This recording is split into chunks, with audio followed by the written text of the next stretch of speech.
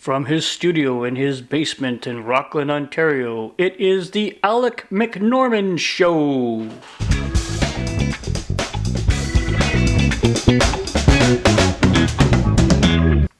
Hello everyone, and welcome back to episode 9 of the Alec McNorman Show. I am Norman Hughes, your host, and I have an exciting show lined up for you today. Today's topics will be Bill C-10, educating oneself, and the importance of mental and physical health. And of course, we will end the episode with Norm's rant. All right, let's get to it. Well, once again, the corrupt Trudeau government is taking yet another step to trample on Canadian rights. This time, it's in the form of Bill C-10. The actual name is an act to amend the Broadcasting Act and to make related and consequential amendments to other acts, which, in my opinion, is nothing more than the government's attempt at regulating speech. If you're not familiar with the proposed bill, here are the Coles notes. Anything, and I mean anything you upload, will be subject to government scrutiny. If they determine that they do not like your message, they will remove the content and you will be censured by either a fine or, right now they say no jail time, but you'll at least get a fine. If your fan base is large enough, you'll have to register yourself as a telemedia company, complete with applicable fees and other requirements such as insurance, legal representation, etc. And the government still reserves the right to censor your content or flat out refuse your registration, thereby making anything you post without their permission illegal. And this will allow this government to control the media by restricting and controlling access to information available to viewers and listeners online by only authorizing pro-liberal ideology. You can find how the bill will affect your charter rights, along with the bullshit logic of how the government thinks that they have addressed these charter concerns, which of course don't, and are clearly in violation of your charter rights.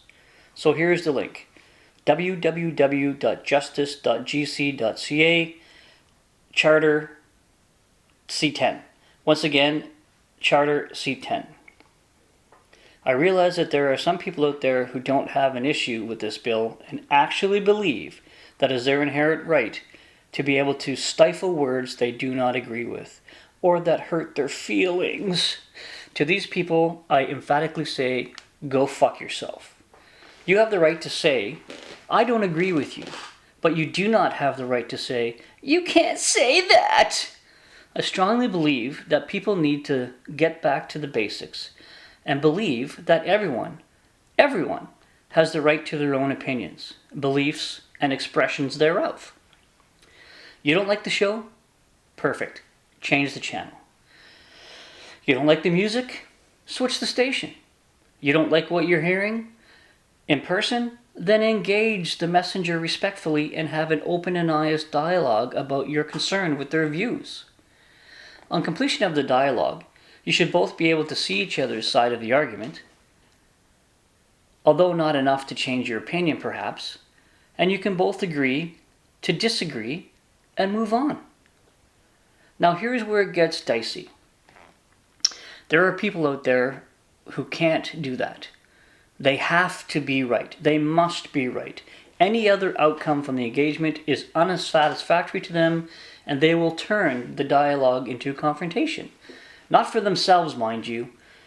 They have themselves convinced that they, and only they, are the voice of reason, and they are not just defending their view for themselves. No. They cry, I'm not doing this for me. I'm doing it for those who agree with me but do not wish to engage in this dialogue. I'm really sure they believe that they are heroes and therefore they cannot be wrong. Allow me to provide you with an example. I've been told on many different occasions that because I do not see things in a certain way, that I'm a science denier or an anti-vaxxer, which, if you knew me, you would know that it could not be further from the truth, since I am a vaccine advocate from my training as a public health professional, and I also believe in science and have used scientific fact to make lives better for people. All I can say is that I have used science and immunization theory in practice to enhance the health and safety for our Canadian Special Forces operators and assaulters. But that doesn't matter to the guys that know that I helped implement those science-based recommendations. And they continue to not only call me science denier and anti-vaxxer, but now they seem to question my professionalism as well, although I have never given them cause, just because we have opposing views. To dive a little deeper in this, I believe that climate change is real. However, I am not convinced, and you would find it very hard to convince me, that a climate tax is the answer. Why? Allow me to explain. I had to take my truck recently to my daughter Kaylee and Jared's place. Thankfully, they only live 2 blocks apart from each other, which makes these trips easier for me. But since I was giving them furniture, I decided that I had to make the trip, so I filled up my truck, paying the extra money for the carbon tax, and did the trip as planned. Now here's the concern. The distance was the same, my emissions were the same, yet somehow I'm expected to believe that by paying that extra 4 cents per liter, that money miraculously reduced the emissions from the trip. And if I don't believe that, then I'm a science-denying moron. The sigh. That's fair enough, I suppose. However, I'm willing to say, let's agree to disagree and move on. The conversation will most definitely arise again. However, perhaps next time both sides will enjoy a little more fidelity about their opponent's position, and perhaps new science will have emerged to sway an opinion, either mine or theirs. One more example of this is yet another liberal government attack on our freedoms, and that is in the form of, once again, one of my favorite topics, the gun ban. Much to my chagrin, there are people out there who honestly believe that there is a direct correlation between gang gun violence and legal gun owners, as can be seen these past 2 days in the shootings in Toronto and British Columbia. I believe it was Vancouver area. No matter how hard people like myself attempt to educate others who may not know any better, or worse yet, choose to believe the government lies, that there is no correlation between gun violence and legal gun ownership, and there is most definitely zero, I say again, zero causation. If you don't know the difference between causation and correlation, allow me to explain. The Khan Academy describes correlation as a relationship or pattern between the values of 2 variables.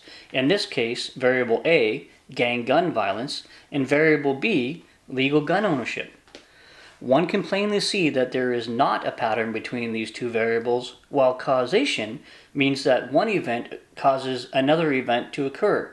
Or as the government likes to say, legal gun owners cause gang gun violence, which is clearly not the case for either of these 2 theories.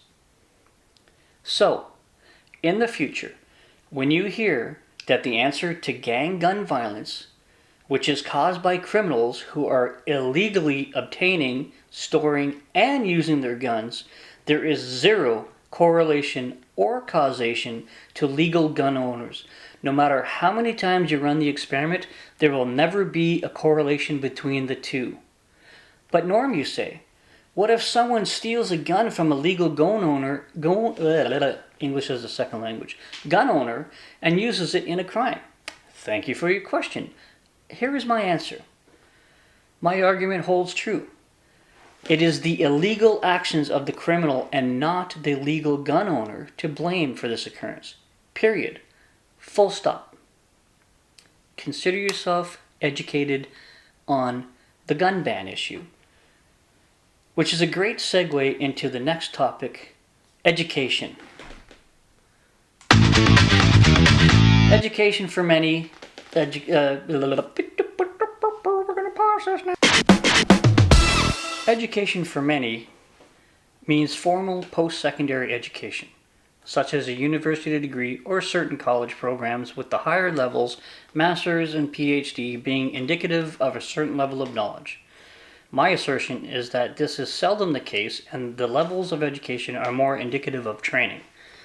I suppose that education does not necessarily equate to knowledge, and that knowledge can be self-obtained. An example I like to use is from my experience in the military as a medic and preventive medicine technician. As one can imagine, being in the medical services with physicians, nurses, physical therapists, etc., there is no shortage of degrees kicking around. Yet, with all of these very highly educated people, common sense, and above all else, leadership ability was sorely lacking in many, many cases, which led me to coin the phrase, having a degree does not make one intelligent, and it certainly does not make one a leader. Feel free to use that. A more recent example is the piss-poor reaction this country has had with regards to the COVID response. Here once again, we have highly educated individuals making idiotic recommendations they claim are based on science. Yet, the recommendations are actually based on flawed science, fear, and emotion, and they rely on the ignorance of Canadians to blindly follow these recommendations with the familiar refrain of, if you don't listen to us, you're not a true Canadian and you only care about yourself. Oh yes, the good old divide and conquer tactic. I have to admit that it pains me to give credit to the Liberals, but they have done an excellent job of dividing the nation and empowering their base into actually thinking that is the other side, us, that is causing the divide. It's fucking brilliant. However, it's also an abysmal sign of how stupid people really are to fall for this shit. I've seen things on social media where scientists are actually telling people not to look at all the evidence provided and come to their own educated decision, but to blindly follow their recommendations and not to question them. Good fucking luck. I didn't do that as a soldier, and I'm certainly not going to do that as a civilian. The funny thing about this is that I'll bet these are the same people who are quick to say, fuck the Nazis, just following orders is not an excuse. But please, just blindly follow us. No, I will not. I will give way to expertise on a subject that I am unfamiliar with. However, since I am well versed in immunizations, epidemiology, and personal protective recommendations, I'll make up my own mind, thanks. So how does one become educated these days? Well, I believe that it has been stated many times that not since the dawning of peoplekind have we had so much access to information, and yet we are the least intelligent that we have ever been in history. The reason, in my opinion, is very simple. Laziness. Laziness and confirmation bias. It's all too simple to access all of the information on the internet and find articles, stories, papers, etc. that confirm what we believe. However, that is only half the story, and it is incumbent on us as individuals to seek out the whole story and make an informed decision on everything, regardless if it confirms your belief or not.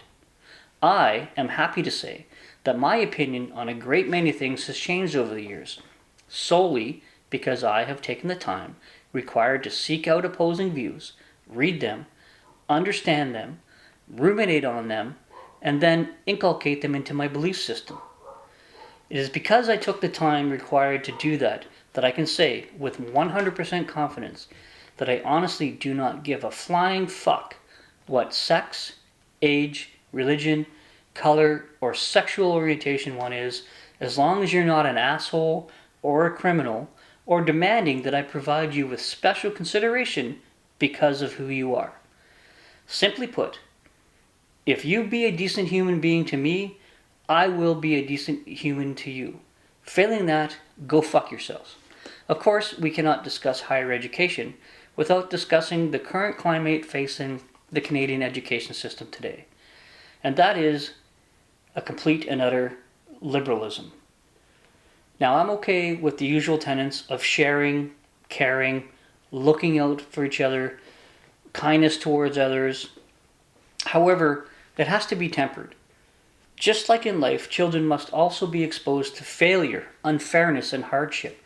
Not being able to stand up to the bully in the classroom and expected to run to the teacher who will have a talk with the little bully does nothing and will not curb the bully's actions in the playground or off-school property, which is even worse.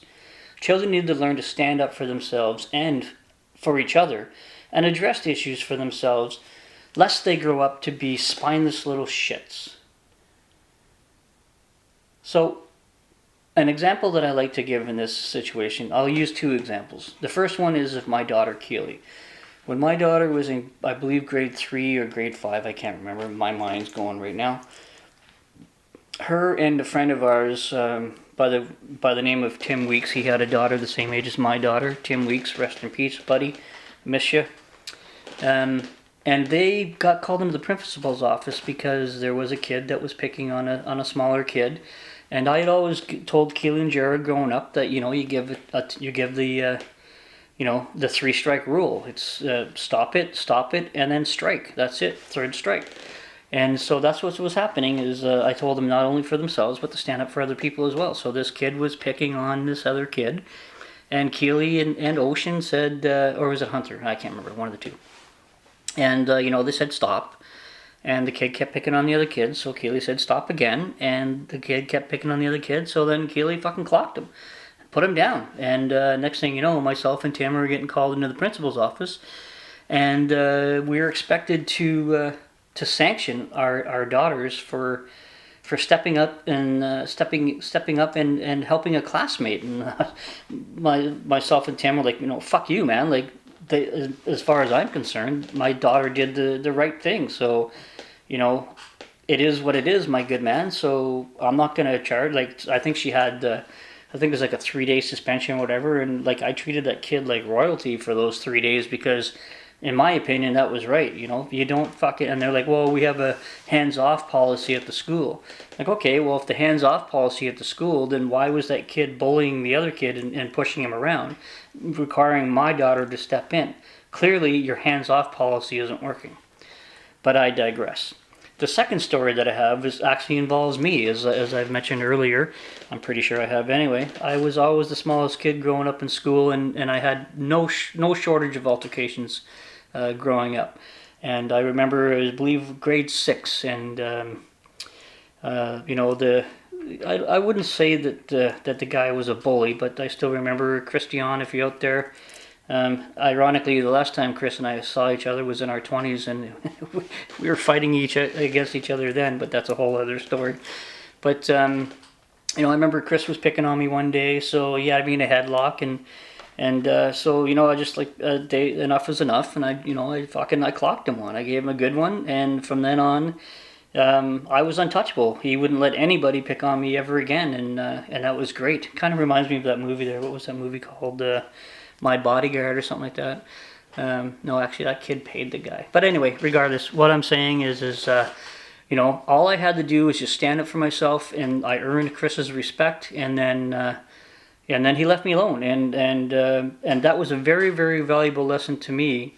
Number one, also because I had an older brother that used to beat the shit out of me all the time too, so I was no stranger to getting the shit kicked out of me. But once I stood up for myself and realized the empowering that was, and that's all I had to do was stand my ground, and actually standing my ground has actually gotten me out of more fights than it's actually gotten me into fights, because a lot of people are like, oh shit, what does this little guy know? And realistically, the only thing that this little guy knows is I can take a fucking punch, and there's no harm, there's no, what's the word I'm looking for here? There's no shame in losing a fight to a guy bigger than you. But a lot of guys don't want to throw that punch to a smaller guy in the off chance, that good stuff. And as much as I would love to see, peace and harmony and all that good stuff that everybody espouses, says that, that love conquers hate and all that other good stuff. It's just not simply true in a lot of cases. And there's one thing that I remember that I'd like to say about the education system, is that I remember when I was 19, first joined the military. My first posting was here in Ottawa, and it was around the time of the first Gulf War, and I actually wanted to get into that fight, although we were just sending over a hospital, and I was actually working at NDMC, the military hospital here at the time, but I didn't get the chance to go, and whatever, it is what it is. But we're at a party, and we're sitting there and having a couple beers, and we're at a party at this university party, and some guy starts strikes up the conversation about the fact that I'm drinking Budweiser. So obviously I'm good friends with Anheuser-Busch, who was like apparently a Nazi sympathizer or whatever, and was also a member of the KKK and stuff. And I'm like, well, that's interesting stuff. I'm just fucking drinking the beer because I like it, man. Like whatever. And then he starts in with the fact that we shouldn't have any of our troops in the Gulf, that we should have sent our peacekeepers. And then of course I lost my shit and like, you fucking moron, we're the same troops. Like, we don't have a fucking cadre of peacekeepers in the Canadian military and then a cadre of fucking war fighters. We're the same people asked to do two different difficult jobs, sometimes on the same mission. So how about you go fucking read a book, and not like a fucking liberal arts book, you fucking piece of shit, and educate yourself. And then of course that turned into another little bit of fisticuffs and whatever. I actually won that fight, so I'm okay with it. But the thing is like, I remember years ago, university was a place of free thinking and challenging logic and stuff like that. And now it's the opposite. Now it's like if you don't think like the left, well then you're totally out of it. Which is kind of funny. I think it's funny that, like back in the old days, when the majority of thinking was like right-leaning thinking, and it was wrong. Like, it's funny how I say that, the right is wrong, but there was a lot of things that conventional conservative thinking, was really wrong, and I accept that. I agree with that, and it's time for us to move on and realize that, okay, that was then, this is now. But having the pendulum swing the entire way, and like have people think that just because you don't think like the left-leaning individuals, that you're a complete and utter fucking moron, and you only care about yourself, and you want the world to die, and you don't fucking believe in climate change and blah blah blah. That's simply not the truth. What I would like to see is, even in the university and post-secondary, and even in the elementary school systems, we need to have that balance again. Like, we need to be able to have open and honest discussion about both sides of an issue, and I'm going to get into this a little bit later in my rant, but we got to stop thinking that the world is fucking black and white, and it's not. It never has been, and we need to be able to fucking be comfortable in that gray zone, and that gray zone is what's going to fucking save us as a society. Because, so once again, read both sides, get away from your comfort zone, and think for yourself. Okay, time for the last topic, one that's both near and dear to my heart, and that is health, both mental and physical. I've tried to live most of my life without regret. However, one of the things that I regret is my up and down yo-yo effect with staying in shape. When I was younger, I didn't have to do much to stay in shape. I was a scrawny kid with a metric fuck ton of energy, and I seemed to be able to run, jump, do pull-ups, push-ups, sit-ups at will. But that all changed in my mid-20s. From then on, I had a yo-yo style relationship with my physical fitness, where I would get in really good shape and then lose it over periods of leave or whatever. And let me tell you, as the years crept up, it became harder and harder to get back into shape. Also, the injuries that piled up over the years didn't help much either. And then there was the time when I returned from a tour in Haiti, where I believe I had my first experience with PTSD, although at the time I denied it. I had very little interest in doing anything. I didn't even play hockey that year. And I'm pretty sure I was very close to tipping the scales near 200 pounds. It was not good. But a quick posting back to Petawawa was just what I needed to get back into shape and forget about my mental health problems for a while, as I was able to immerse myself into my work, which on average had me away from home on average 2 to 3 weeks a month for 7 years. This not only added to my yo-yo physical fitness level, but these new experiences, 4 deployments to Afghanistan, 3 deployments to Africa, and a few quick in and out trips to Belize and Jamaica, all compounded into one hell of a mental stress mess that didn't really take its toll on me until 2015, after losing my mother and father and one final doozy of a concussion, where, as I understand it, it crashed the wall that I had built up to protect my psyche. Since then, I've been on a journey of healing and self-discovery, and I'm happy to announce that I am in a much better place mentally and physically thanks to Veterans Affairs and excellent care by Dr. Hargadon, Natasha, Kimberly, and Mia.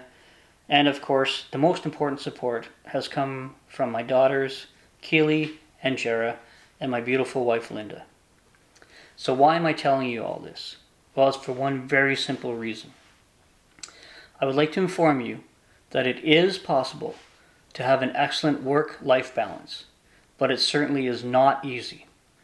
It requires time, dedication, patience, love, and I'm sad to say, a little selfishness to accomplish. You see, in order to get there, one must put themselves first and carve out some time during their day to exercise, meditate, read, and just be. Trust me, it is worth it. I cannot tell you how best to do this as each person must find their own schedule that works for them. However, I've read quite a bit about this thing called the 5 a.m. Club, which is a book written by Robin Sharma and describes the benefits of waking up early and doing what I have described above, which ironically I was doing on my own in Petawawa when I was actually home. I would wake up at 5 a.m. and take my trusty dog Blue, rest in peace Blue, love you, for a walk, and then do PT in my basement before heading into work. It was very helpful, but unfortunately unsustainable during all the travel that I had. But I still remember how awesome and at peace I felt being alone in the morning, walking with Blue, and hearing the cold snow crunch under heel as I breathed in the cold, crisp winter air. I long for that feeling of peace to this day. But since I've retired, I've been trying to find that balance again, and I'm having a very difficult time. Having a very difficult time justifying to my lazy ass that I should get up at 0600 perhaps and conduct the same routine. But I'm getting up at 8, and it seems to be my wake-up time. And my first thought is a cup of coffee and a nice chat with Linda before she starts work. As I said, it's easier said than done. I'm still a work in progress. Well, guys, that's all I have for you today. As always, be kind to all whenever you can, but have a plan to kill everyone in the room. Until next time, have a great day, have a good week, and stay tuned for Norm's Rant. Oh, and by the way, if you're interested in the book, it's www.robinsharma.com/book/the 5 a.m. Club. Once again, www.robinsharma.com 5 a.m. Club book. All right, take care, everybody. And now it's time for Norm's Rant. Well, everybody, here we are again. This seems to be a common theme of my rants these days, and actually pretty much anything I put on social media, Facebook, Instagram, what have you. And that is, once again, the fact that we cannot talk to each other. I'd like to talk to you a little bit about an experience I had recently with talking to a buddy of mine that I met in Regina a couple of years ago when I did the Princess Operation Entrepreneur business boot camp. He was one of the student leaders, a great guy by the name of Sal Mula. Salamaguz, Sal. So we had a bit of a discussion the other day on social media with regards to what's happening in Palestine these days.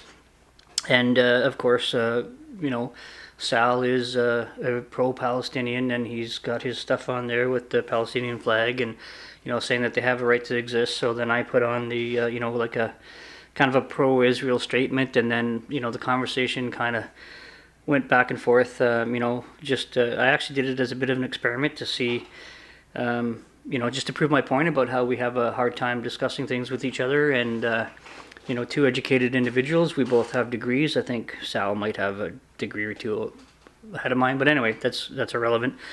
But it just goes to show you that, the conversation just, went south pretty quick.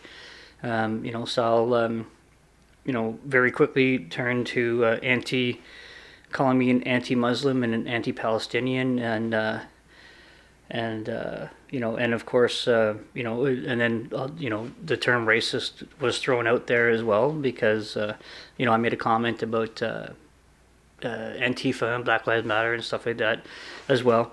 So anyway, just to prove a point, I reached out to Sal again this morning. I said, hey, just so that you know, this is what I was doing, this is what I was thinking, and he apologized. And now we're back on an even keel, and now we can have an open and honest conversation again. And that's what I'm trying to say, people, is like, let cooler heads prevail. Like Sal is a great guy. I don't really know him all that well, but I met him. He seemed to be a really good dude back in a couple of years ago, and we've been following each other on social media ever since. And we don't always have to agree on things. We're going to disagree on things. He's got his experiences. I have my experience. But at the end of the day, we both say the same thing: is that we would like to see peace in the Middle East.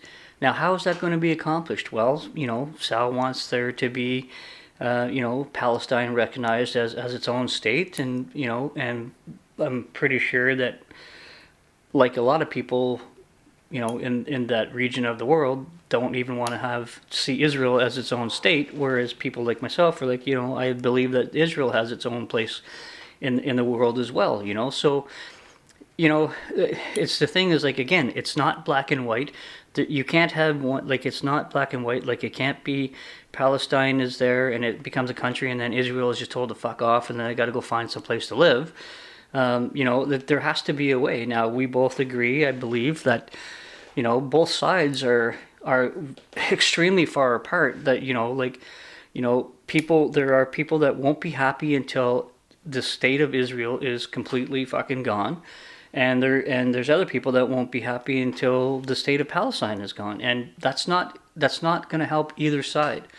So what we need to do is you need to find a way to have people see both sides of the argument and let them both live in peace. Now, it's easier said than done. Like I said, I don't have all the answers, but what I am saying is, like, we don't have to lose friends. You don't have to cause people to argue and fight and be assholes to each other on something that realistically, we have opinions on things and we want things to change. But it's not going to be us that makes that change. We can be the voice to champion something, and we can try to tell people that, hey, you know what, this is an important topic. We need to have more people engaged. But this is, again, what I've been saying for the last little bit, is we need to be able to take back our power from the politicians and from the grassroots up. Like, I think that the politicians of this country, and maybe around the world, I don't know, but they seem to forget that they're there to fucking work for us. And we seem to think that we need to be following what the politicians are saying and selling us, and we need to take on these things and inculcate them and just, like, the government's right, and they're always going to take care of us, and this, that, and the other thing. I was like, you know what? Open a fucking history book, people. The government hasn't always been on people's sides, and there's governments in this country and this side of the world, North America, and across the world, have always taken the opportunity to control their people. And it's happening right now in Canada. And now I just look, like, it's funny watching the stuff that the media is portraying, well, the right-wing media in the States, and everything that Biden is doing now is like right out of the Justin Trudeau fucking playbook. And people are accepting it. And you know what? Like, enough is enough, man. Like, we need to have people, we need to be able to take back, and this is where my thing is what I'm saying is, we need to be able to get control of our politicians again. Like, there's no reason any longer that I don't think that we need to have all of our politicians congregate in Ottawa any longer, when we've got the technology and we've proven it over the last year that everything can be done, by Zoom or FaceTime or MS Office or Teams or whatever the hell they have it. But I believe now it's time for the politicians to actually be accountable to their constituents, and the constituents. We should be able to reach out to our elected members.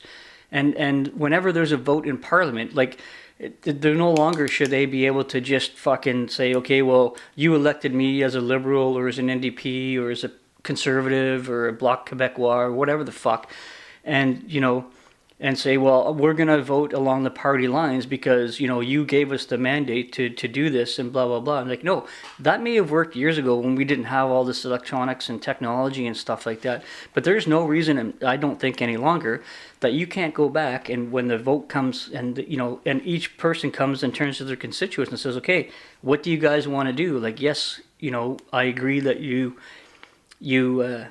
elected us, like you elected a liberal fucking government for this area of the country or whatever, but that doesn't mean that I like as a conservative, let's say, that doesn't mean that just because I elected my my conservative representative to represent me up in Ottawa or at the provincial level in Toronto, that doesn't mean that I've given them carte blanche to fucking always vote again for the party line. What that means is that I wanted to have a conservative representative there because I believe in the conservative values for the most part. But what I want is I still want to have my voice heard. So whenever there is a vote, there's no reason why they can say, well, we're going to, you know, you voted conservative, so we're going to, you know, everything that we do is going to be voting along the conservative lines. No. Turn around, come back to your constituents and say, hey, people of Rockland, you know, this is what the vote is. What do you think? And then the people of Rockland come back and say, you know, I think right now we have a liberal dude here. I think it's always been a liberal dude. But liberal dude should go back and he should be able to vote. He should be able to vote for what the people of Rockland want and not what his fucking party wants. You know what I'm saying? And then that way we get fair and legal, we get fair and equitable representation, which is what we want and what we need. So, you know, let's start talking to our politicians and stuff and getting back to these things and say, you know what, this is what I believe, this is what I think we should have happen, and this is what I think should be voted on in this way. So it's kind of a long way of getting around to the fact that, you know, I started off talking about how Sal and I had our little conversation, and then, you know, it got a little bit heated, but then, you know, us both being people who are not fucking morons and, you know, and respect people and respect other people's opinions, once we calmed down and we said, hey man, I'm sorry I said this, and hey man, I'm sorry I said that, and blah, blah, blah. And then now we're ready to have another conversation. And it's the same thing that's happening right now, or sorry, it's not happening right now, up at the political level. You know, people that are like, I'm fucking telling you right now, I do not understand how this Bill C-10 is making it through a fucking minority government. And I'm telling you right now, if you turned around and came back to each individual person, and this is something that I think that actually should be a referendum, not just a vote in fucking parliament that, you know, Trudeau and fucking Singh, you know, have this love relationship with each other, and anything that they can do to fuck over conservative people is just fucking disgusting. But I think we need to have more of a say in this country at the grassroots level, and we need to have better representation, and we need to get away from these party line bullshit things, because I'm telling you right now, this country is going down the tubes pretty fucking fast, and I don't like it. And ladies and gentlemen, all I gotta say is Sal Mula, I love you, baby. Thank you very much for the open and honest dialogue. We're going to continue our conversation, and hopefully we can help other people get through their biases and shit like that, and we can have an open and honest dialogue and be there for each other, my friend. Everybody else, like I say, be kind to everybody whenever you can, but have a plan to kill everybody in the room. God bless.